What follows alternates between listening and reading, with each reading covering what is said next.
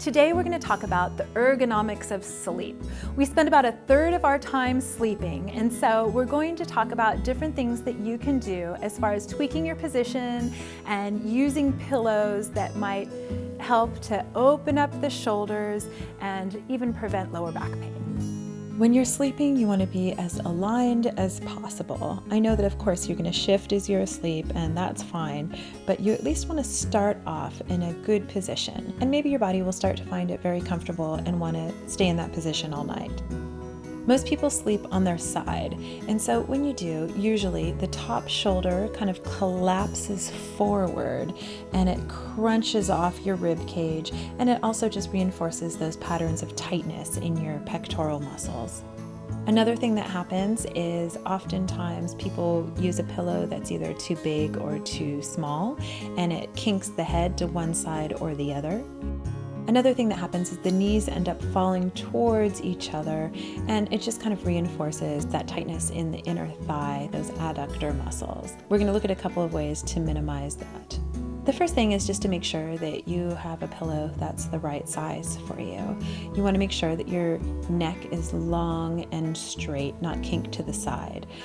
I use a special ergonomic pillow that has a little bit more support in the neck area. It takes a little getting used to though.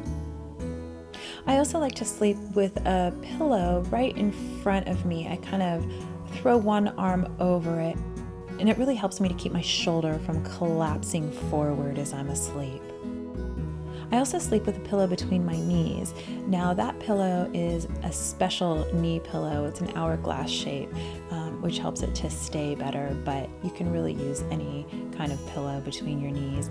And that really helps to create a little bit of separation between my knees. And I find that it releases my lower back a little bit. I really like it. If you sleep on your back, you can go back to that guided meditation that we did on day 11 and think about all the things we were talking about. Spreading the shoulders apart, lengthening the neck, letting the back be nice and long, letting the legs come away from the pelvis. If you sleep on your stomach, you're putting your neck into a really awkward position when you sleep. I would at least make sure that you don't have a pillow under your head if you're a stomach sleeper, but I would at least try to fall asleep in one of these other positions if you can, or at least just hang out in one of those positions for the first 10-20 minutes, whatever, of the night, just to kind of maybe get yourself used to them in hopes that you'll be able to shift into a more ergonomic sleep position.